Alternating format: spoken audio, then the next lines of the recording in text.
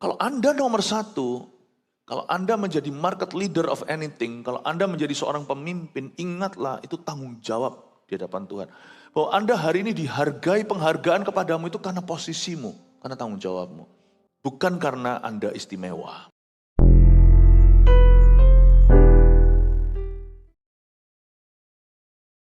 Sungguh Engkau setia, kami ada hari ini bukan karena kami yang setia. Kami akui karena kesetiaan-Mu Tuhan. Tuhan, bahwa kami laju dan maju bersama dengan-Mu. Bahwa kami mengerti kehendak rencana-Mu. Di minggu kerasulan ini kami hendak belajar bagaimana caranya kami dari menjadi seorang murid, menjadi orang-orang yang Kau utus ke dalam dunia ini. Ajari kami ya Yesus, kami berpatrun pada Tuhan. Kami bersyukur berdoa karena Engkau selalu beserta. Kami tidak akan pernah putus asa dan kecewa mengarungi kehidupan ini. Kami tahu siapa yang pegang kendali. Tuhan Yesus, kami mengasihi-Mu dengan cinta kasih yang tidak sempurna, tapi kami mengaku bahwa kami sungguh-sungguh mengasihi-Mu. Buat jemaat-Mu bertumbuh, hamba berdoa, sebab hanya Engkau yang bisa. Tugas hamba-Mu hanyalah mengarahkan mata setiap orang kepada Yesus Kristus Tuhan.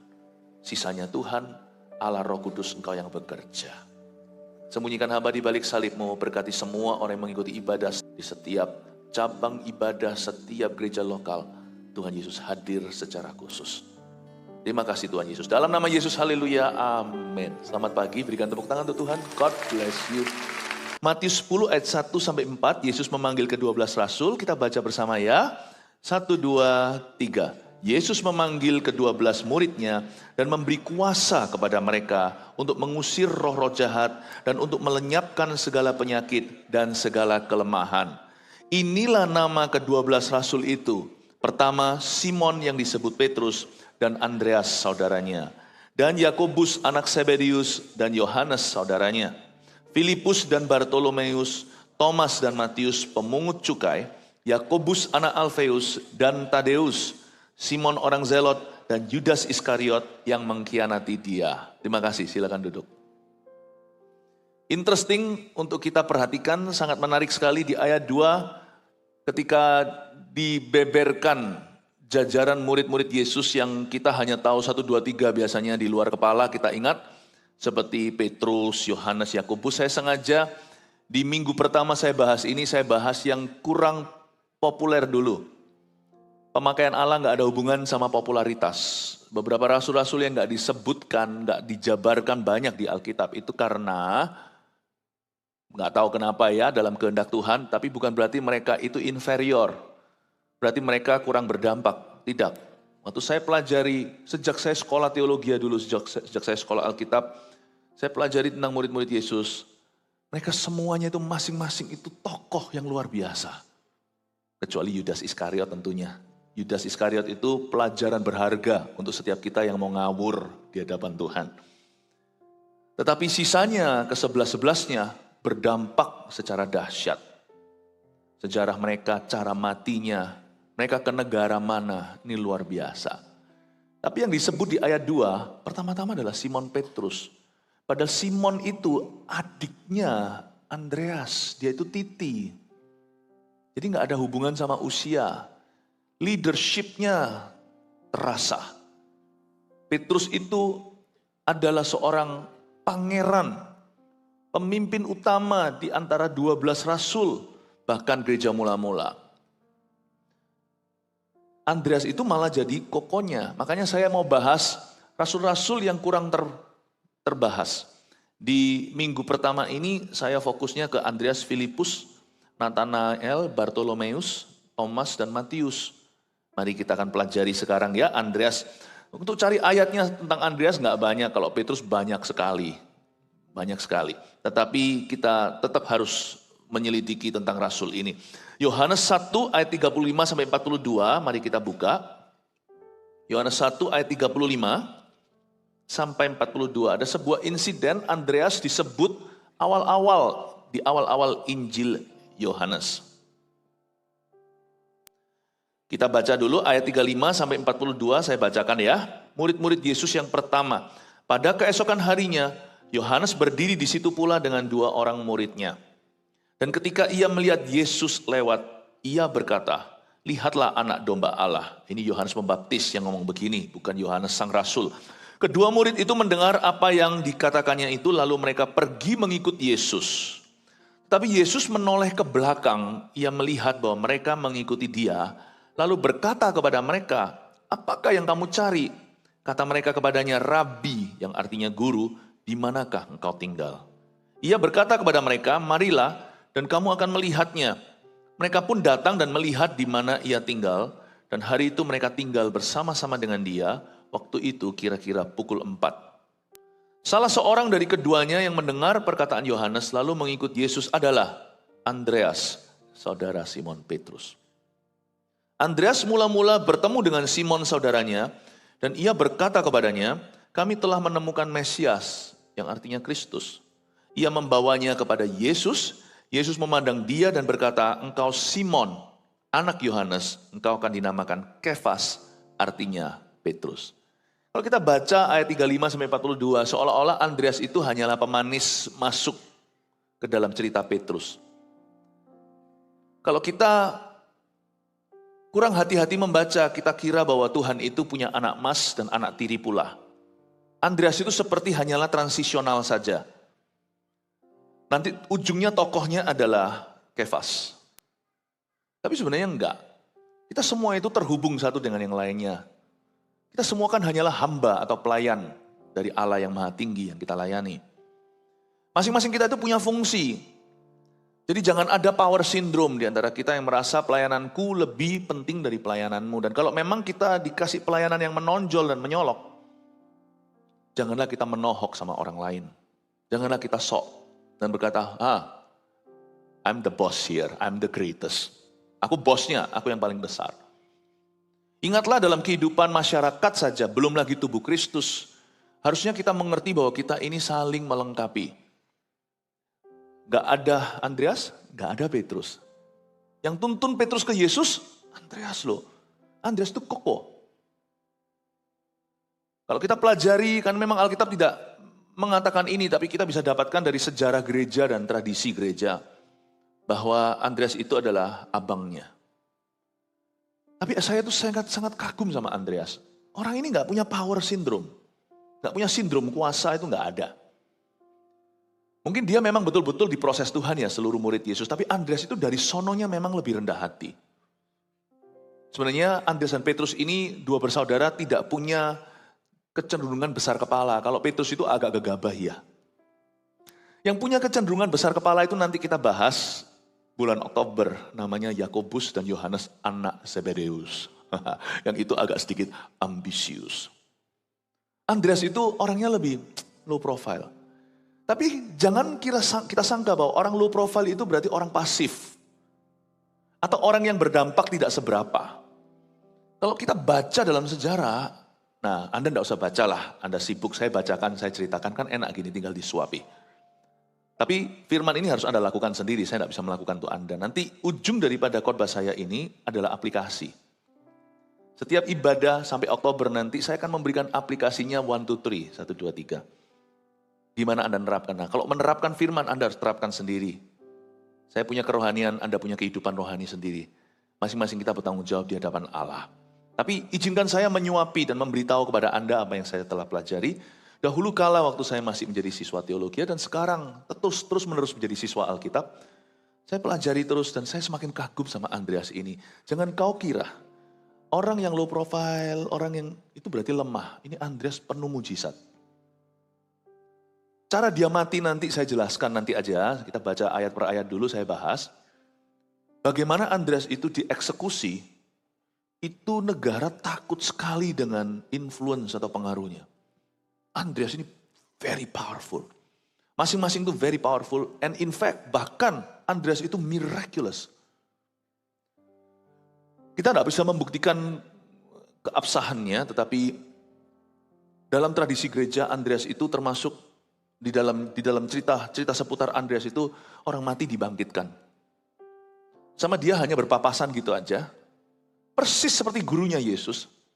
Dia pegang anak itu, mayat tersebut jasad dan berdoa dan panggil nama Tuhan, orang itu bangkit. Di dalam kurun waktu Andreas waktu dia mengunjungi beberapa bangsa itu, tugu-tugu berhala itu runtuh setelah Andreas itu berdoa, gempa bumi langsung datang. Ini orang dahsyat sekali. Nggak mungkin menyandang nama rasul. Tapi kalau coba Anda lihat, Yesus berkata pada murid-muridnya, kalau mau jadi besar itu jalannya satu, melayani. Jadilah hamba kepada yang lainnya. Dan saya melihat Andreas ini orang yang tidak punya ambisi untuk menjadi nomor satu. Andai kata setiap kita punya spirit seperti ini, jikalau kita nomor satu misalnya, kita tidak akan gaya. Kita tahu bahwa kita ada di situ bukan posisi tapi fungsi. Kita akan mawas diri, mengingatkan diri sendiri bahwa aku ini membawa banyak sekali beban di atas pundakku. Seperti gerbong kereta api yang menarik yang lainnya maju. Kalau Anda nomor satu, kalau Anda menjadi market leader of anything, kalau Anda menjadi seorang pemimpin, ingatlah itu tanggung jawab di hadapan Tuhan. Bahwa Anda hari ini dihargai, penghargaan kepadamu itu karena posisimu, karena tanggung jawabmu. Bukan karena Anda istimewa.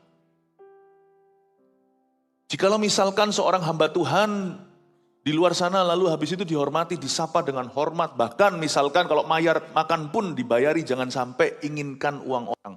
Saya selalu ajari pada hamba-hamba Tuhan, terutama hamba-hamba Tuhan yang muda. Saya selalu ajari, jangan pernah covet, jangan pernah mengingini kemudahan, fasilitas. Jangan pernah menginginkan kemurahan dari orang lain.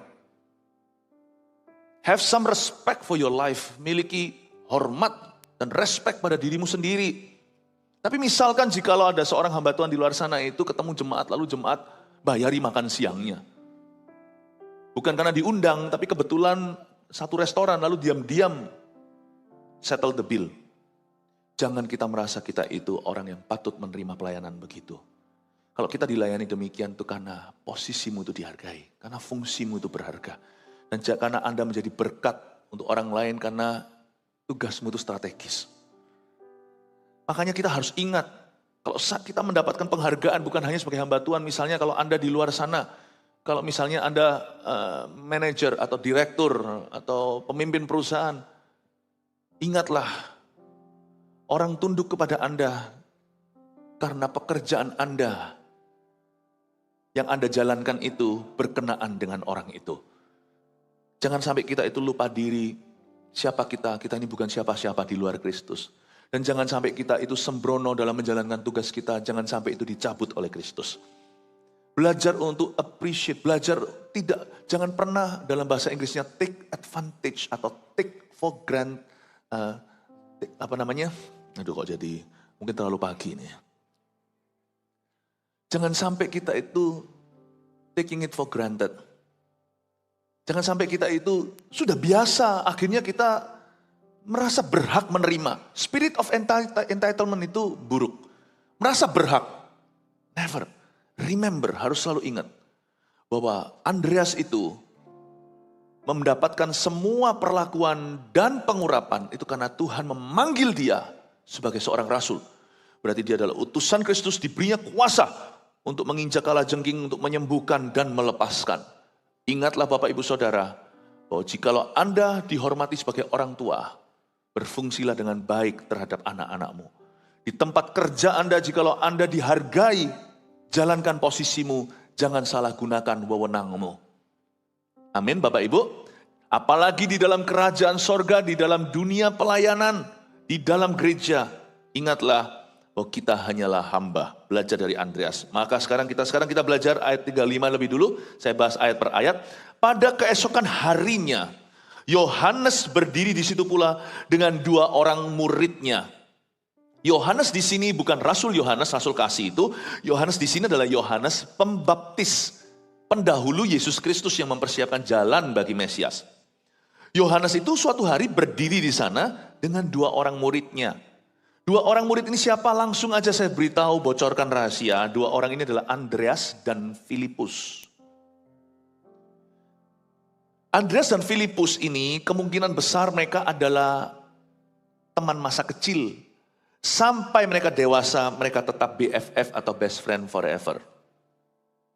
Karena dikatakan di ayat 44, Di ayat 44 tidak usah dibaca, Filipus itu berasal dari Betsaida, kota Andreas dan Petrus. Jadi yang namanya Filipus itu sekota dan sekampung halaman sama Andreas dan adiknya Andreas yaitu Simon Petrus. Betsaida itu sebuah kota yang seringkali muncul di kitab Injil. Dan ternyata itu adalah kota kelahiran di mana Andreas dan Petrus dibesarkan. Bahkan di dalam kitab Injil kota itu disebut sebagai kota, mana itu kotanya si Andreas dan Simon Petrus. Dan Filipus ternyata juga berasal dari kota yang sama. Nanti kebaktian 2 saya akan bahas tentang Filipus. Namanya mirip sama saya. Nanti saya jelaskan lebih lanjut. Tapi Filipus dan Andreas ini barengan. Kenapa saya tekankan? Nanti saya akan tunjukkan lewat sejarah. Ternyata mereka berdua juga pergi sharing satu negara dan bawa misi Yesus di sana. You see, Tuhan itu menghargai hubungan natural kita. Tidak semua dalam rencana Allah itu supranatural. Ada hal-hal yang supra-alami, itu bermula dari sesuatu yang sangat alamiah. Tahukah persahabatanmu harus dijaga dengan seseorang? Pertemanan itu harus awet. Kecuali apabila orang tidak bisa sehalaman dengan Anda karena beda iman. Karena tidak ada yang namanya persamaan antara gelap dan terang kalau orang itu duduk dalam kegelapan. Tapi kalau sama-sama hidup dalam terang, apalagi satu gereja, satu pelayanan, usahakan selalu persatuan. Meskipun dalam menjalin persatuan tidak selalu berhasil karena dibutuhkan 2 orang untuk tenggo. Dibutuhkan 2 orang untuk bersama-sama menari. Paulus berkata, sebisa mungkin kalau itu bergantung padamu, berdamailah dengan semua orang. Paulus itu sangat-sangat realistis, dia tahu bahwa kadang-kadang itu tidak mungkin terjadi. Tetapi di sini kita pelajari hubungan Andreas dengan Filipus, dengan tokoh yang saya bahas kebaktian berikutnya. Ternyata mereka itu teman sekampung halaman, mereka mereka berasal dari kota yang sama. Dan nanti kalau Anda lihat, mereka berdua itu masih banyak berinteraksi sepanjang sejarah. They may have been very long friends, good friends ya, teman yang baik, teman lama. Saudara punya teman lama enggak? Jangan ditinggal dong dalam rencana Allah atas hidupmu, ajak mereka. Kalau Andreas ajak Filipus, Andreas dan Filipus dulu adalah muridnya Yohanes Pembaptis. Sebelum mereka ikut Yesus, Andreas nanti setelah ikut Yesus ajak Petrus. Saya itu suka kesetiakawanan Andreas. Sama kawan dia setia, sama saudara dia setia, dia ajak. Ajak saudaramu ke gereja kalau Anda bertumbuh di sini. Saya ngomong begini bukan supaya gereja kita bertumbuh, bertambah maksudnya jumlahnya. Bukan, tapi saya sungguhan concern, saya sungguhan care untuk kehidupan Anda. Anda mesti jadi berkat buat orang-orang terdekat. Ajak Filipusmu dong. Andreas ini kalau lihat dari caranya dia dan karakternya, saya percaya yang jadi leader, yang bawa Filipus ke Yesus, itu pasti Andreas. Kan mereka berdua sama-sama ikut Yohanes tuh. Yohanes Pembaptis berkata di ayat yang berikutnya, ayat 36, dan ketika ia melihat Yesus lewat, Yohanes Pembaptis lihat Yesus lewat, ia berkata, lihatlah anak domba Allah. Saya percaya waktu Yohanes Pembaptis menunjuk ke Yesus dan berkata, lihatlah anak domba Allah. Itu Andreas dan Filipus sama-sama interest, sama-sama tertarik. Siapa ajak siapa? Pasti salah satu lah. Mungkin Andreas yang berkata, pus, atau lip, Filip, ayo kita ikut Yesus yuk. Ayo kita kuntit dia. Ayo kita di belakang dia cari tahu dia tinggal di mana. Ayo kita mendekati dia. Kalau melihat cara Andreas nanti bawa Petrus, saya nggak heran kalau Andreas yang ambil inisiatif. Ini asumsi ya, Alkitab tidak jelas berkata. Tapi saya coba tafsirkan kalau lihat dari Andreas itu karakternya seperti apa. Kemungkinan terbesar adalah Andreas yang ajak Filipus, ayo kita ikut Yesus. Jadilah seorang Andreas. Dia nggak perlu platform yang besar, publik figur kalah sama Petrus. Tetapi Andreas itu pengaruhnya itu personal sama orang. Dia ajak Filipus, temannya. Bisa jadi Andreas lebih dekat sama Filipus daripada sama Petrus. Kalau nanti Anda lihat dalam sejarah ternyata Andreas share satu negara itu bukan sama Petrus. Petrus itu ke Roma. Andreas itu ke arah Rusia dan Ukraina. Seperti Filipus. Kayaknya dia lebih dekat deh sama his childhood buddy. daripada sama Petrus sendiri. Kadang-kadang kita juga bisa begitu kan, lebih dekat sama kawan daripada saudara sendiri. Gak tentu itu. Dan saya melihat Andreas itu juga care sama Petrus. Diajak tuh Petrus untuk ke gereja. Dia ajak untuk ketemu Yesus. Jadilah Andreas yang berpengaruh secara personal kepada orang-orang terdekat. Tapi saya di sini juga ingin menyinggung sedikit tentang Yohanes Pembaptis. Ini tugas kita. Gak bingung ya, masih ikut sama saya ya, bisa mengikuti ya. Nah, karena kita belajar ya, jadi Anda gak usah masuk ke sekolah teologi ya udah. Saya ajari dengan cara gak kerasa seperti Anda belajar teologi, tetapi Anda belajarnya di gereja dalam ibadah. Yohanes Pembaptis itu bagus. Dia itu mengarahkan mata ke Yesus. Tugas kita tuh simple di hidup ini. Turn people's eyes unto Christ. Udah itu aja kok. Khotbah itu juga gak susah. Fasilida itu bertambah. Khotbah itu gak sulit kok. Dari sejak pertama kali saya sharing, jikalau Anda harus sharing di CG misalnya, di depan 5, 7, 10 orang, jangan takut. Tugasmu simple. Arahkan mata ke Kristus. Kalau Anda gak tahu bagaimana harus berkhotbah, gampang baca aja Alkitab sebanyak-banyaknya, habiskan setengah jam juga orang bertumbuh luar biasa. Kita punya tugas itu cuma mengarahkan mata ke Yesus kok. Parenting itu juga gak susah menjadi orang tua. Seorang ayah tugasnya hanya mengarahkan mata keluarganya, anak-anaknya ke Kristus. Mama juga sama. Seorang suami juga mengarahkan mata istrinya ke Kristus. Melalui teladan hidupnya. Gampang kok. Kalau kita arahkan mata orang ke Yesus, nanti Tuhan yang akan bekerja. Roh Kudus yang bergerak di hati orang. Makanya di ayat 37 kedua murid itu yang mendengar apa yang dikatakan oleh Yohanes. Lalu mereka pergi mengikut Yesus. Kerap kali kalau saya berkhotbah, sebelumnya saya berdoa begini, beberapa orang garuk-garuk kepala gak ngerti maksud saya. Sembunyikan aku di balik salib Kristus itu kenapa sih? Itu adalah gaya bahasa saya yang saya bawa-bawa dari ruang doa saya. Saya kalau doa itu apa adanya. Doaku di depan gereja adalah doaku di dalam kamar tidurku. Saya selalu berdoa sembunyikan saya di balik salib Yesus. Itu supaya saya ingat. Dan saya mau mengingatkan Tuhan, bukan berarti Tuhan lupa. Tapi itu perjanjian dengan Tuhan. Bahwa tugasku sederhana setiap kali saya naik ke mimbar sini. Mengarahkan mata ke Yesus, bukan pada diriku. Kalau saya perlu memberikan kesaksian hidup saya. Itu hanya untuk membangun jemaat. Bukan mengarahkan mata mereka kepadaku. Karena satu-satunya penyebab manusia bertumbuh secara rohani adalah kalau manusia itu mencari Kristus, bukan mencari manusia. Lalu mereka pergi mengikut Yesus. Allah bekerja. Yohanes cuma tunjuk. Roh Kudus bekerja di dalam diri dua murid ini.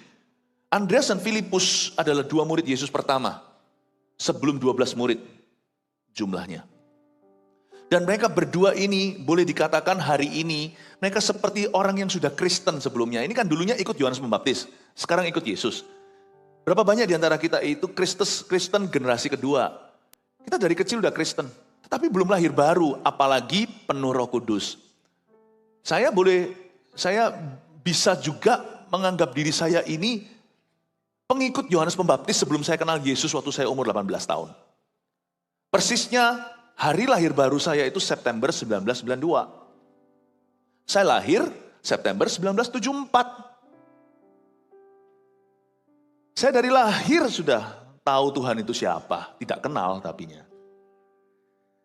Mereka ini sudah sering mendengar Yohanes Pembaptis ajarkan. Bertobatlah, bertobatlah. Mereka berdua juga termasuk orang-orang yang di Sungai Yordan mendengarkan Yohanes seru-seru di padang gurun persiapkan jalan untuk Tuhan. Tapi mereka belum lahir baru. Coba lihat ya, murid Yesus itu tidak semuanya dari non-Kristen. Tidak semua anggota gereja kita hari ini pun semuanya dari non-Kristen. Ada, tapi ada pula dari Kristen tradisional. Lalu sekarang sudah penuh dengan Roh Kudus di gereja kita. Gak apa-apa loh itu, jangan dijadikan itu sebagai alasan untuk mencerca dan mencemooh gereja yang bertumbuh. Sebab kita tidak pergi kemana-mana, bagi-bagikan flyer kita, di pintu gerbang gereja lain kita nggak lakukan. Apa yang kita lakukan selama ini lewat KKR kita, lewat kebaktian kita, lewat setiap kegerakan kita hanyalah melakukan yang Yohanes Pembaptis lakukan. Lihatlah, itu anak domba Allah. Tiba-tiba orang-orang lahir baru ketika altar call diberikan, mereka maju. Kita tawarkan tuh orang dibaptis. Dibaptis. Lihatlah itu anak domba Allah. Kita ajak jiwa-jiwa untuk matanya memandang pada Yesus di sungai Yordan. Kalau Yesus dibaptis, mereka juga perlu dibaptiskan. Orang-orang langsung dibaptiskan. Tahukah Anda setiap minggu baptisan itu berapa puluh di tempat ini saja. Belum lagi di seluruh dunia di mana GMS ada. Lalu kita arahkan manusia untuk menanti-nantikan janji Bapa. Kepenuhanlah terjadi Pentakosta. Pentakosta bukan setahun sekali di gereja kita. Orang-orang terus kepenuhan dengan tanda berbahasa roh dan berbahasa lidah. Terus tiba-tiba ada Andreas dan Filipus yang hengkang pindah. Tadinya di Yohanes Pembaptis, tetapi sekarang mereka mengikut ke Yesus. Saya tidak berkata bahwa gereja tertentu itu seperti Yohanes Pembaptis, gereja tertentu seperti Yesus, bukan ya. Tapi orang itu dituntun Tuhan maju kerohaniannya dan mereka menemukan tempat penggembalaan mereka. Di sini mereka dimuridkan. Ya puji Tuhan toh. Kita harus bersyukur. Kita bersyukur. Ketika kita misalkan kalau gereja kita pernah dituduhkan mencuri domba. Coba pikirkan secara serius. Orang-orang Kristen tersebut di gereja-gereja sebelumnya. Apakah sebelum mereka bergabung dengan gereja-gereja sebelumnya itu mereka non-Kristen? Tuhanlah yang berhak memindahkan dombanya. Tuhan yang berhak menaruh dombanya di mana mereka bertumbuh. Bahkan saya pun tidak bisa pegang kaki Anda loh. Di sini aja, saya nggak bisa. Itu panggilan Allah. Amin Bapak Ibu Saudara. Untuk menjadi jemaat gereja kita, GMS, nggak mudah. Mau pelayanan aja harus ikut My Spiritual Journey 1, 2.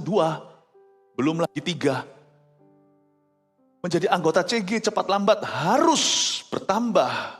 Harus bertambah fungsinya. Dia harus berbuah. Harus ikut CG training lagi, CGT 1.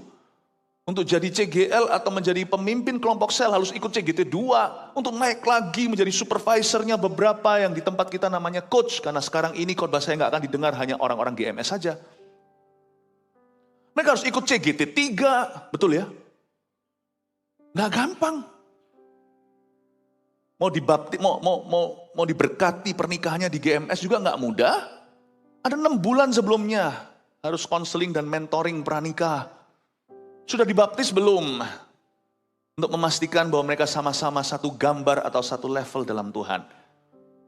Tidak segampang itu kok. Tidak segampang gitu orang itu tertanam di gereja kita. Ada rintangan-rintangan yang perlu yaitu pemuritan yang harus dilaksanakan. Dan kalau Tuhan membuat gereja kita bertumbuh, padahal mereka sudah kenal siapa itu Mesias, udah tahu lah. Seperti Yohanes Pembaptis kan sudah ajarkan tentang Yesus. Memang Yesus munculnya nanti. Kemudian. Tetapi kan yang namanya Filipus dan Andreas ini kan orang-orang yang sudah religius. Mereka kan sudah bahasa sehari-hari sekarang ya. Mereka kan sudah Kristen. Lain cerita mungkin si Simon Zelot itu. Lain cerita. Mungkin dia itu nanti kita akan bahas bulan Oktober. Simon Zelot itu adalah seorang revolusioner, orang-orang perang, revolusi. Dia mungkin juga seorang pembunuh, lain cerita.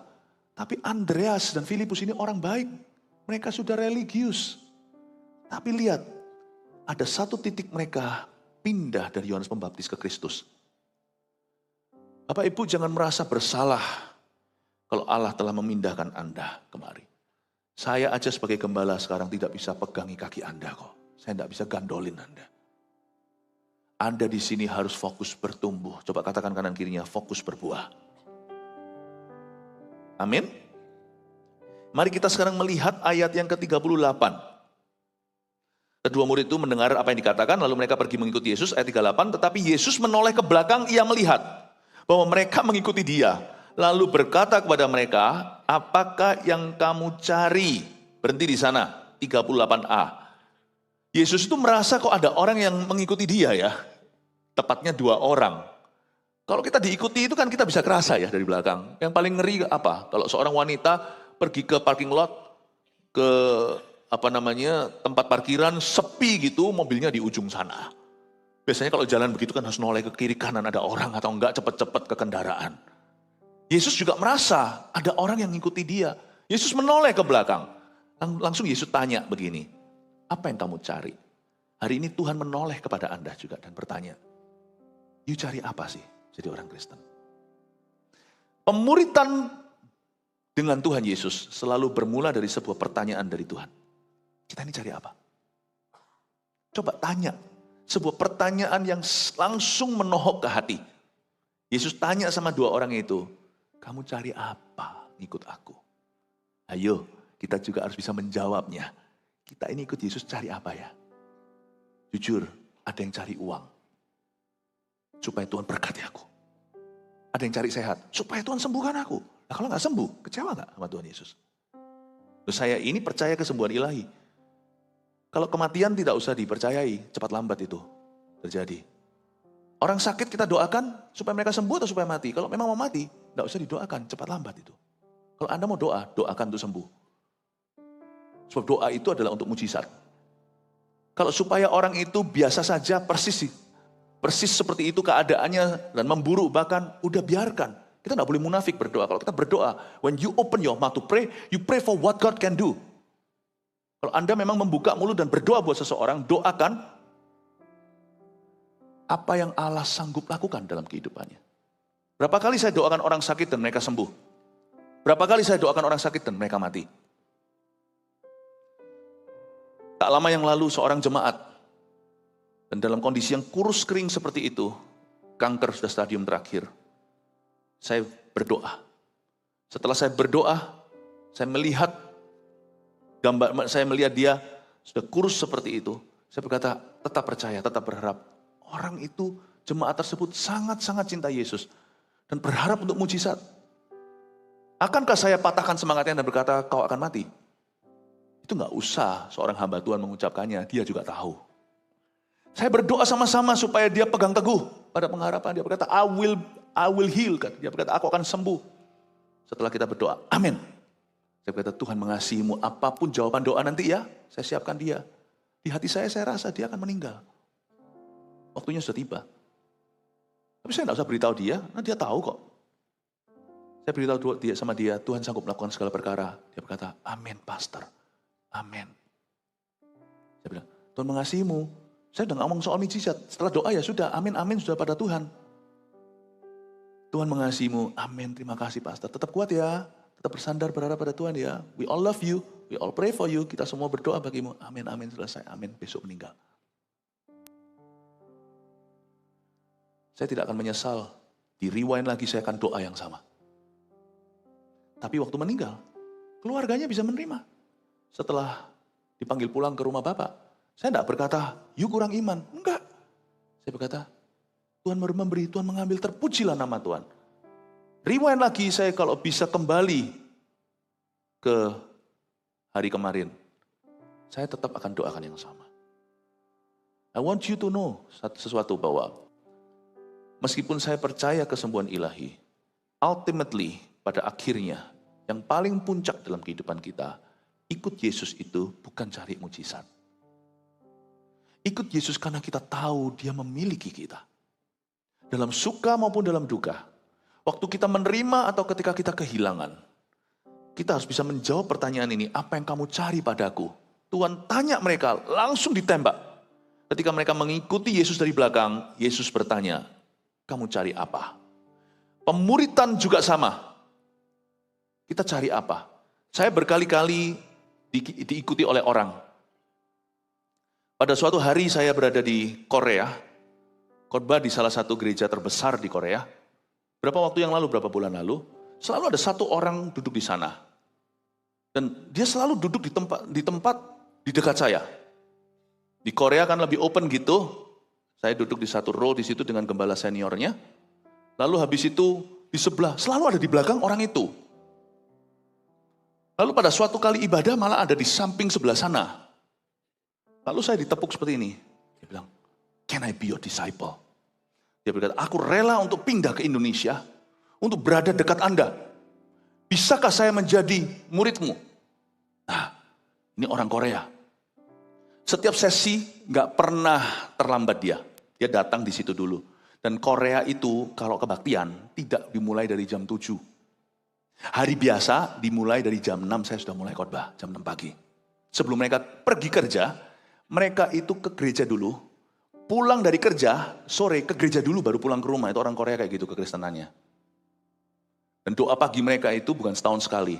Setiap hari kecuali hari Sabtu dan Minggu. Dan orang itu selalu ada di sana. Lalu dia ngomong sama saya mau jadi muridmu, saya mau jadi muridmu, saya mau jual semuanya. Orang Korea kan radikal. Saya mau jadi murid Anda. Saya ikuti Anda. Waduh, saya nggak tahu, mau nolak dia juga susah. Mau bilang iya, saya nggak tahu dia siapa. Saya tanya sama dia, kamu cari apa? Nggak bisa jawab. Nah, disitulah berhentilah semua kejar-kejaran itu. Tuhan kasih saya hikmat lewat cerita ini. Kamu jadi muridku itu mau cari apa? What do you want? Dia bilang, I want your anointing. You don't have to. Kamu tidak harus ngikut saya to have this anointing. Untuk menerima pengurapan. Urapanku juga bukan dari aku. Kamu ikut aja Yesus di mana Tuhan tempatkan. Urapanmu akan bertambah. Oh iya ya.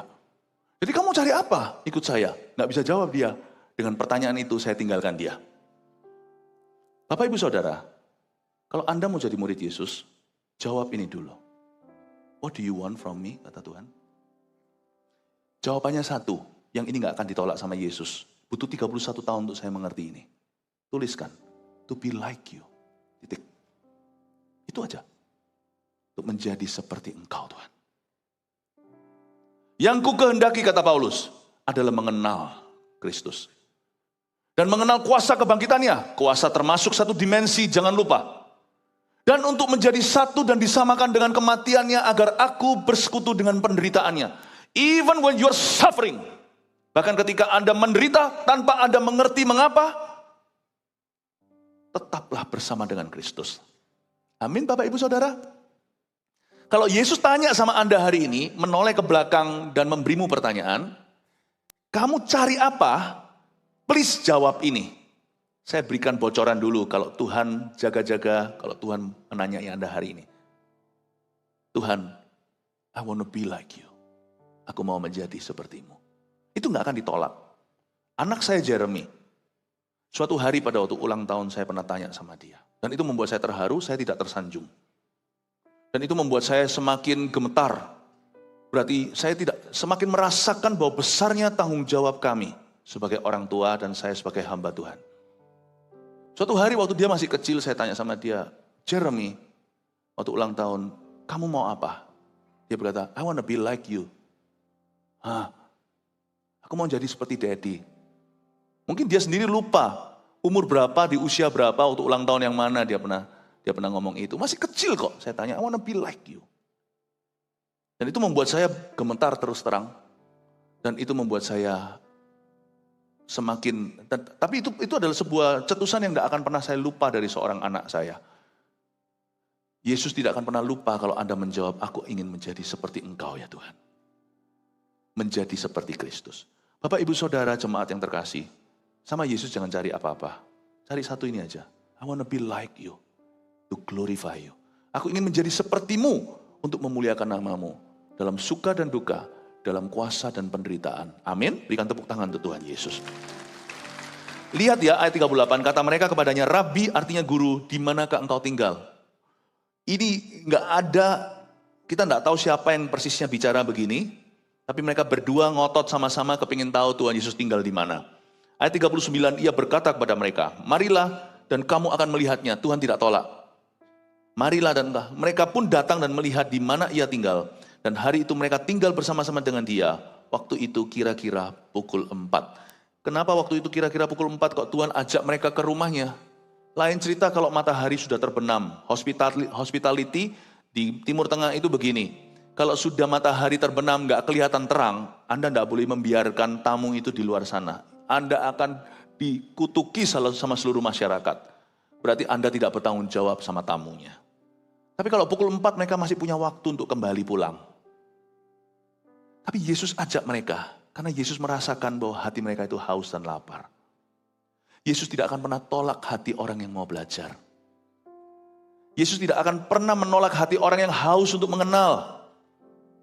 Sekalipun mereka tidak menjawab seperti yang saya ajarkan kepada jemaat, menjadi seperti Engkau ya Tuhan, tapi Yesus bisa mendeteksi kemurnian hati. Yesus tahu bahwa Andreas dan Filipus ini rindu kenal Yesus. Yesus berkata, ayo, kamu jangan tanya aku tinggal di mana, tidak aku kasih alamat, tapi kamu boleh ikut sama aku. Maka hari itu mereka tinggal bersama dengan dia, padahal waktu masih pukul 4 sore. Dengan kata lain, sekalipun Yesus berhak mengusirmu, Tuhan akan selalu menerimamu. Apalagi kalau jawaban Anda ketika ditanya oleh Tuhan, cari apa? Dan Anda berkata, di gereja ini aku mau bertumbuh, Anda pasti akan bertumbuh. Aku mau berbuah, Anda pasti akan berbuah. Tuhan tuh tanya, seharusnya pertanyaan ini kita lemparkan juga di setiap welcome lounge kita. Anda datang ke gereja ini, Anda cari apa? Cari apa? Kalau Anda datang ke gereja ini mencari pertumbuhan secara rohani, Tuhan pasti akan berkenan mendengarkannya. Salah seorang dari keduanya yang mendengar perkataan Yohanes lalu mengikut Yesus adalah ayat 40, Andreas, saudara Simon Petrus. Andreas ini adalah kokonya Petrus, seperti Yakobus adalah kokonya Yohanes. Dari saudara-saudara yang ada dalam 12 rasul ini, tidak ada seorang pun di antara mereka punya power syndrome. Kalau Anda baca satu persatu ya, interesting, menarik sekali, Matius 10 yang kita baca bersama tadi, di sana itu ada per-per, ada pasangan-pasangan yang adalah saudara-saudara kandung. Saya kalau baca list atau daftar murid-murid Yesus, saya terkagum-kagum. Yohanes ada Yakobus, Andreas ada Petrus. Saya pelajari sesuatu kalau Tuhan tuh senang memanggil sahabat karib bersama-sama dalam satu visi. Tuhan tuh senang memanggil saudara-saudara kandung dalam satu visi. Itu kehendak Tuhan. As for me and my house, aku dan seisi rumah tanggaku, kami melayani Tuhan. Tuhan tuh rindu. Tuhan tuh rindu papa, mama, anak-anaknya melayani di gereja yang sama, itu Tuhan tuh rindu. Tuhan tuh gak suka melihat sesuatu itu tercerai-berai. Saya bisa bayangkan Tuhan itu kalau hari ini hadir sebagai manusia, Tuhan itu orangnya rapian. Misalnya Tuhan Yesus menginap di rumah Anda. Mungkin kalau Anda punya satu kamar ekstra, ruang tamu namanya, kamar tamu. Yesus kalau pergi, keluar, ada kegiatan, nanti malam kembali lagi, masih tinggal 3 hari. Anda buka, minta pembantu bantu bersihkan, itu ranjang sudah rapi. Yesus itu orangnya rapian. Dia gak suka tercerai-berai seperti beberapa kebiasaan ABG atau remaja. Jangankan remaja, kadang-kadang orang dewasa juga gitu kok. Terserak-serak di mananya, kamar itu seperti kapal pecah. Bayangin, ya, pensilnya di situ, penghapusnya di sana. Tuhan tuh rapi. Saya kenal Tuhan Yesus selama 30 tahun belum lama, tetapi saya bisa merasa Tuhan tuh rapian orangnya. Dan Tuhan tuh suka menggolong-golongkan. Kalau Anda lihat di perjanjian lama, Ruben dengan suku Ruben itu ada panjinya. Suku Yehuda ada panjinya. Semua itu harus rapi, sekalipun mereka bergeraknya sama-sama seolah sporadis. Pada waktu mereka itu bergerak di padang pasir, padang gurun itu, dengan tiang api, tiang awan yang memimpin. Tapi Tuhan tuh rapi. Ketika tiang itu mulai bergerak, maka kaum Lewi mulai ringkas-ringkas perkakas. Lalu kaum Ruben mulai turunkan panjinya dan mereka bergerak, Ruben dengan Ruben, Yehuda dengan Yehuda, Simeon dengan Simeon. Mereka bergerak begitu. Tuhan tuh kepingin sekali keluarga Anda itu melayani bersama-sama. Saya bersyukur hari ini, saya dan istri saya pelayanan tentunya sebagai gembala. Tapi anak-anak saya, anak saya yang pertama hari ini di bagian PR. Udah pulang sekolah dari luar negeri, sekarang membantu gereja dulu. Bantu konekkan antara departemental, khususnya dia belajar tentang media. Jadi kalau di rumah itu kita bicara tentang pelayanan. Anak saya kedua masih sekolah, tapi sekarang banyak take care bantu CG kita di Vancouver, Kanada. Nanti ini segera waktu ada liburan sekolah, dia akan pergi retreat bersama dengan ROSC, dengan GMS di LA, di Los Angeles. Bantu kadang-kadang dengan Zoom untuk khotbah bagi ROSC atau GMS New York. Pelayanan, meninggalkan Indonesia untuk sekolah ke luar negeri. Terakhir posisinya adalah sebagai coach atau sebagai di atasnya pemimpin kelompok sel, berapa sel group atau berapa CG di bawahnya. Anak saya yang masih kecil malah sibuk sekali. Dia bergabung di 2 CG lagi. Karena dia transisi usianya, masih usia SMP.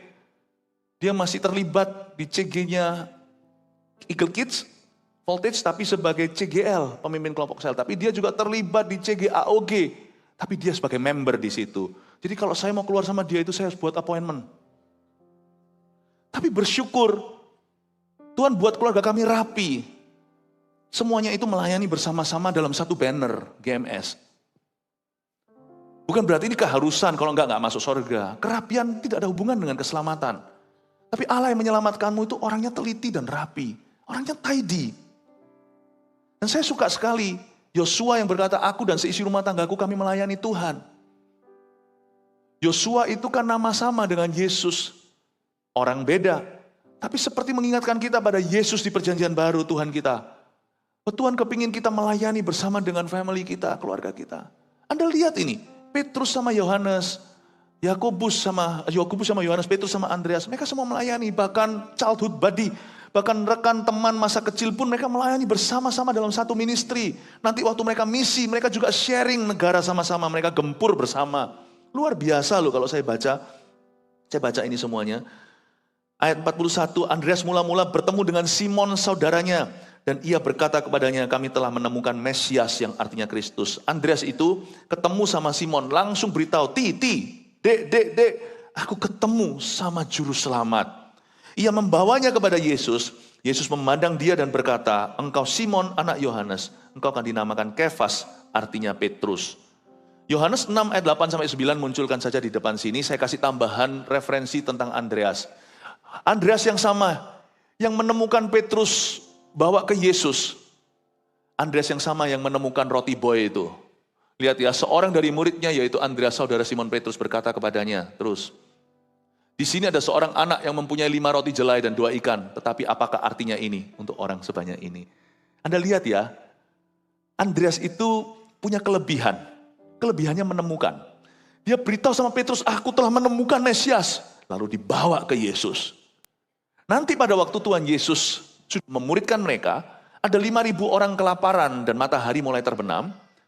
Saya pernah ke tempat itu di Israel, tempat Yesus itu mengajar dan memecah-mecahkan roti. Itu tempatnya itu luas sekali dan saya yakin kalau Yesus khotbah itu bisa terdengar karena itu suaranya pasti kena di lembah itu. Ya. Dan saya melihat cerita ini dan saya terharu, orang ini Andreas ini luar biasa. Dia bukan hanya menemukan Mesias ceritakan sama saudaranya. Dia menemukan roti boy itu. Pada waktu mereka semua kelaparan 5.000 orang. Dan dia ngomong sama Yesus. Aku menemukan anak yang punya 5 roti jelai dan 2 ikan. Tapi aku gak tahu ini bisa buat apa. Dan Tuhan pakai itu untuk pecah-pecahkan. Andreas itu punya spirit pioner. Dia itu seorang perintis. Makanya gak heran. Dialah seorang revivalist kebangunan rohani. Setelah Yesus dibangkitkan. Setelah Yesus naik ke sorga. Setelah Pentakosta. Berapa tahun kemudian. Bertahun-tahun kemudian, jangan kalau kita baca Alkitab itu seolah-olah hanya lewat 2 pasal. 2 pasal itu bisa tahunan. Bertahun-tahun kemudian, Andreas dituntun Roh Kudus pergi ke Skitia. Itu di sebelah selatan hari ini Rusia. Skitia itu nggak tahu saya ejaannya betul atau enggak, tulisannya SCYTHIA. Skitia itu Southern Russia. Bersama dengan Filipus. Filipus juga dikenal dalam sejarah gereja sebagai orang yang membawa Injil dan api kebangunan rohani ke Skitia. Yang hari ini Rusia Selatan. Coba lihat ya, ternyata mereka dalam sejarah ketemu. Kalau saya cocokkan sejarahnya Filipus dan sejarahnya Andreas. Loh, mereka ini pergi bareng entah. Buddy, remains buddy. Dulu mereka itu teman sama-sama main futsal, gitulah ceritanya kalau bahasa sekarang. Sekarang mereka teman dalam pelayanan. Pak Adrian, yang sekarang sedang berada di Eropa tentunya, gereja GMS Rotterdam telah berdiri minggu ini, kasih tepuk tangan untuk Tuhan. Dia adalah gembala regional untuk Eropa, itu teman main basket saya. Waktu saya baru pulang dari Kanada, pindah ke Indonesia lagi untuk memulai pelayanan di sini. Tahun 98 saya main aja basket sama dia. Tapi hari ini hubungan kami menjadi hubungan pelayanan. Dulu kalau main basket, dia pegang bola, saya curi bolanya. Kalau saya pegang bola, dia curi bolanya. Tapi jangan bilang sama dia, saya lebih banyak mencuri bolanya daripada dia mencuri bola saya. Dia mau masukkan, saya blok, saya tampil dari atas, gak jadi masuk. Tapi dia juga berapa kali ngeblok saya. Tapi hari ini, di dalam pelayanan kami bersama-sama memperjuangkan 1000 gereja. Isn't that beautiful? Bapak Ibu Saudara, teman-teman yang pernah ada di hidupmu, itu Tuhan bisa saja punya rencana dalam pelayanan hari ini. Termasuk saudara-saudaramu. Saya ingin sekali untuk kita melihat bahwa hubungan Andreas dan Filipus, tokoh berikutnya yang saya akan bahas di kebaktian selanjutnya, itu kok ada kesamaan ya, mereka kemana? Dan juga setelah dia di Skitia, Andreas pergi ke Armenia. Armenia itu di sebelah tenggara Rusia hari ini, jadi di selatan, tapi sebelah timurnya southeast. Dan juga sempat dia pergi ke Ukraina hari ini, yang hari ini namanya Ukraina, yaitu di barat daya atau southwestnya Rusia. Dan terakhir, misi membawa dia ke Bulgaria. Di mana Andreas mati? Andreas mati di Patras, Yunani. Disalibkan seperti Yesus, tapi pada salib diagonal berbentuk X seperti ini. Dia mati. Sebab semua Rasul Yesus Kristus dari 12, satu mati bunuh diri, salah sendiri. Sisanya semua mati eksekusi. Cuman satu aja yang hidup sampai tua. Meninggal secara wajar. Yaitu Yohanes yang pernah di Pulau Patmos itu. Ada 3 aplikasi yang saya ingin kita tangkap pada pelajaran hari ini. Yang pertama, Tuhan senang memanggil saudara kandung dalam satu visi. Catat ini. Ini selalu menjadi God's plan A. Selalu menjadi plan A atau rencana A-nya Bapak. You like it or not, ini tersirat dengan begitu jelasnya di Matius 10 di daftar 12 rasul itu ada perperan atau ada pasangan-pasangan saudara kandung di sana. Tuhan tuh senang. Kalau saya bilang senang itu Tuhan tidak memaksa. Ini semua juga tergantung orang per orang maunya. Tapi kalau bicara tentang the pleasure of God, saya yakin kalau bicara tentang keinginan Tuhan. Kalau dari sisi Tuhan ingin. Tuhan senang memanggil saudara kandung dalam satu visi. Saya kasih contoh, Andreas si Koko, Petrus adiknya. Tuh 2 rasul di dalam satu jajaran.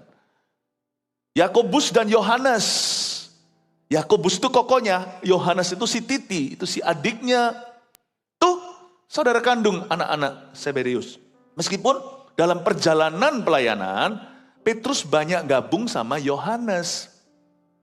Andreas sama rasul lainnya yang tidak bersaudara kandung dengan dia, tapi sekampung halaman dari Betsaida namanya Filipus. Gak bingung ya? Tetapi lihat itu perpernya. Saya kasih lagi yang bukan Rasul Yesus Kristus 12 Rasul ini. Tapi Tuhan Yesus punya saudara dari pernikahan Maria dan Yusuf. Yesus kan tidak lahir karena sperma. Tapi setelah Yesus lahirkan, Maria dan Yusuf bersetubuh. Adik-adik Yesus namanya Yakobus. Surat Yakobus yang Anda baca itu jangan bingung ya. Yakobus itu banyak, kayak seperti bahasa Indonesia banyak orang namanya Agus. Yakobus ini yang murid Yesus Kristus itu satu Yakobus. Di murid Yesus Kristus 12 murid itu ada 2 Yakobus. Satu Yakobus anak Sebedius, saudaranya Yohanes. Yang satu Yakobus anak Alfeus. Jangan bingung loh. Ya. Tapi yang Yakobus, surat Yakobus ini, Ibrani Yakobus di perjanjian baru itu bukan Yakobus kedua-duanya itu. Itu adalah adiknya Yesus Kristus, anaknya Maria dan Yusuf. Ada satu lagi. Ada satu lagi Yudas yang bukan Iskariot yang nulis surat Yudas ini. Dulu ada seorang Kristen ngomong sama saya, waduh Yudas Iskariot itu sempat nulis perjanjian baru ya. Saya ngawur. Itu Yudas Iskariot. Ini Yudas yang satu yang di Alkitab kita ini yang tidak panjang bukunya. Itu adalah Yudas saudaranya Yakobus, saudaranya Yesus. Coba lihat, Yesus aja punya 2 brothers dalam pelayanannya. 2 brothers. Jadi saya tahu bahwa Tuhan senang memanggil saudara kandung dalam satu visi. Panggil saudaramu untuk melayani di sini. 2. Oh, kalau yang lebih tua dan lebih dulu tidak harus menjadi pemimpin utama. Ini yang kita harus pelajari dari Andreas yang tidak punya sindrom kuasa. Yang lebih tua, Andreas, dia lebih dulu malahan. Tidak harus menjadi pemimpin utama. Ini jangan dipaksakan dalam setiap keluarga. Ini hikmat bisa Anda bawa sampai dalam family Anda. Kita harus bisa menilai setiap anak berdasarkan kasih karunia Allah. Bukan dari jajaran urutan kelahiran atau usia. Ini kita bisa, makanya itu sebuah kebodohan jikalau kita membandingkan Koko dan adiknya. Sebuah kebodohan jikalau kita membandingkan dua orang saudara perempuan, apalagi wanita itu peka. Jangan lakukan itu. Ya. Lalu yang ketiga, fokuslah pada pemakaian Tuhan, bukan pada kedudukan. Kita pelajari dari Andreas, dia nggak masalah sih. Karena siapa yang memegang kunci kerajaan sorga? Petrus. Sebenarnya ayat itu nggak boleh ditafsirkan sembarangan. Kunci kerajaan sorga bukan berarti Petrus itu satu-satunya, bukan. Tapi Petrus itu pemula. Lihat itu, yang buka kunci dulu kepada orang-orang non-Yahudi. Siapa yang membawa Cornelius bertobat sehingga terjadi pencurahan Roh Kudus? Itu tentara Itali dan semua kawan-kawan rekan handai taulannya, semuanya kepenuhan Pentakosta. Petrus dulu. Petrus itu memang soko guru atau pilar gereja mula-mula. Kalau dibilang ring leader, pemimpin utama gereja mula-mula, Petrus lah. Bahkan ada 3 murid Yesus yang paling dekat. Petrus, Yohanes, Yakobus, Andreas pun tidak ada di dalam urutan itu. Bapak, Ibu, Saudara, mari kita belajar. Andreas tidak ambil pusing soal itu. Karena dia pergi ke Skitia, dia pergi ke Armenia, dia pergi ke daerah yang sekarang namanya Ukraina. Tempat perangnya Rusia, Ukraina ini kalau Anda lihat kekristenan di sana, Anda harus mengerti bahwa di situ pernah ada Andreas. Memang sekarang terjadi kematian rohani. Di situ sekarang kekristenan lebih ke arah tradisional. Tapi dahulu kala kita bisa melihat bayang-bayangnya. Dulu pernah terjadi kebangunan rohani itu tempat. Siapa yang membawa Injil sejauh sampai Bulgaria? Mati di Yunani, di Patras. Andreas. Dia nggak peduli kedudukannya. Dia nggak peduli pengakuan. Dia nggak pedulikan bahwa adiknya lebih famous, lebih terkenal. Dia terus berbuah bagi Tuhannya yang dia kasih dan cintai. Jangan bingunglah sama posisi. Lebih bingunglah pada pemakaian Tuhan. Saya mempunyai sebuah prinsip yang sederhana. Posisi boleh silih berganti. Kalau Anda diurapi, itu orang tiap pagi buka pintu akan lihat Anda 2 blok antri. Orang itu tidak melihat gelarmu. Orang itu melihat apakah ada kuasa Allah bekerja di dalam dirimu. Orang tidak akan melihat titelmu. Orang itu akan melihat hikmat Allah apakah ada atas Anda. Fokus itu pada pemakaian Tuhan, bukan pada kedudukan. Amin, Bapak, Ibu, Saudara. Saya berdoa di dalam nama Tuhan Yesus agar Anda hari ini menemukan panggilan Anda. Saya berdoa juga supaya apa yang saya ajarkan ini menjadi berkat buat Anda. Yang diberkati Tuhan, berikan tepuk tangan untuk Tuhan Yesus. Mari kita semua bangkit berdiri. Kita akan fokus untuk berdoa. Pengajaran sudah. Anda ingat berapa minggu yang lalu, saya pernah tayangkan di sini, GMS yang sedang dalam tantangan. Saya kasih report beberapa ya, minggu ini GMS Purwokerto di Jawa Tengah, GMS Batu, dan GMS Rotterdam di Belanda telah sah berdiri menjadi gereja lokal. Ada satu GMS yang dilarang ibadah, tapi baru minggu ini pula sudah disahkan oleh pemerintah. Puji Tuhan untuk pemerintah yang sangat mendukung, kita bersyukur untuk pemerintah yang baik, yaitu GMS Tabanan Bali. Doa kita mempan. Saya tidak bisa ceritakan secara terperinci karena ini secara publik disaksikan oleh semua orang. Tapi kalau Anda tahu detil-detilnya, orang-orang yang melawan, orang-orang yang mempersulit, itu malah yang hadir dan memberi restu. Bukan pemerintah, maksudnya orang-orang yang memperkeruh. Kalau pemerintah itu selalu suportif. Saya sungguhan bersyukur loh, pemerintah kita, saya bersyukur untuk negara kita. Dan bagaimana, dan saya lebih bersyukur terutama dalam melihat Tuhan Allah bekerja. Ada orang-orang oknum-oknum yang menentang itu, malah justru mereka yang hadir di sana dan memberikan restunya akhirnya. Tuhan itu betul, kalau kita berjalan dalam perkenanan, musuh orang itu pun akan didamaikan.